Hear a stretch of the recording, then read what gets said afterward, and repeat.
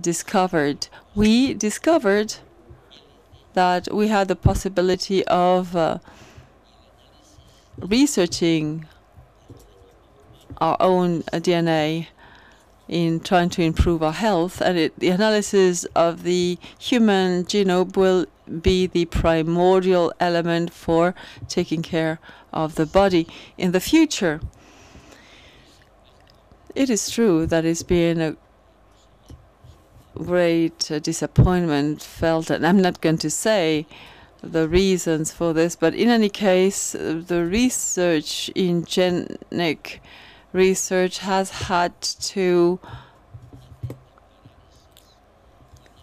come to a halt to a certain extent to study what the possibilities for the future are for this research. We all know that the future, the technologies of the future in the realm of health will have to take genetic therapy into account. What would be another technology which we do not sufficiently use? Well, it's not in the group of people who do not have anything so far, any kind of condition so far, or the universe of people with a disability.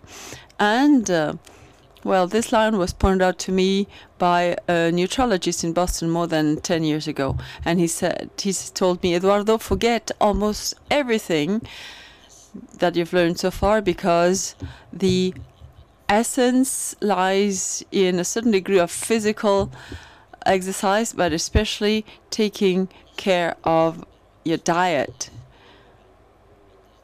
And it's very curious, because before I came here, I had been almost on holidays for a couple of days in a small village in the Mediterranean coast, in Pineda. And there I saw that many people were jogging. They were taking physical exercise and jogging on the beach. However, they did not pay attention to the diet. So that would be, and then they would go on and eat a lot of rice to have the impression that they were on holiday. But it is inevitable that as time goes by, this conviction that the physical health is essential not only for ensuring or preserving your mental health. And it's very curious to see that when I was very young, when I was 16 or 17, the uglier you were, the more, the heavier the glasses you wear, the more unbearable you were, the more intelligent you were considered, the more successful. Good-looking people, men and women, were thought to be not on their way to success, destined to success. And however, today we realize that the good who are in good health have the first condition to also have good mental health. And we know, and it's very nice to see that on the beach in the morning, we know that this physical care for a bit of exercise, for jogging, without exaggerating, is going to also lead to better care in your diet, and also of your mental health. What kind of technologies can we apply to these two groups, or what technologies are ill applied in the two groups that I mentioned at the beginning? of this presentation? Well, we have prevention policies because at the end of the day, what we have mentioned so far, drugs, genes, food, nutrition, and psychological support, I think that there will be an unsuspected revolution in prevention which we have not used as it should. This is something that in European countries has been introduced through the universal introduction of health benefits. And this also applies to Catalonia, where health services are provided to all because it was necessary to make. But this has led to the collapse of the supply of many of these services. And why? Because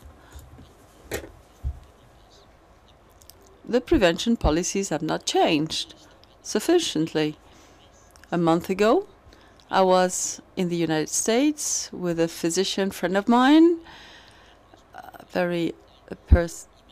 who is very knowledgeable in prevention policies, and he explained to me that his hope is that when I would go and visit him, he could take a little blood drop and based on that explain to me how I was doing health-wise.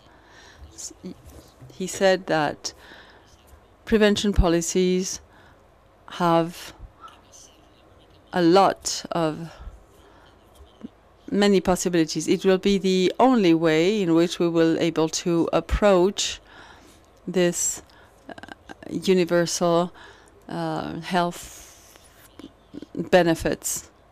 If we now try to take a look at the future, and these will be my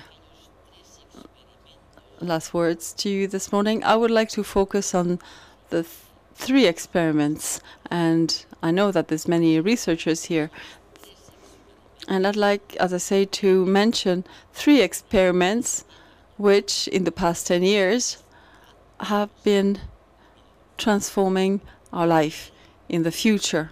What is the first one? Well, the first is that, well, a few days ago, a 70-year-old lady, I won't say she was very old or an elderly lady because I'm 74 myself. Well, she stopped me on the street, tears in her eyes. First thing I told her, please don't cry, just explain to me what's happening to you. And she said, well, I simply wanted to thank you for making me again believe in my own intuition.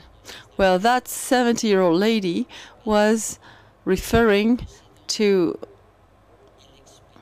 the experiment, the lab research that I've conducted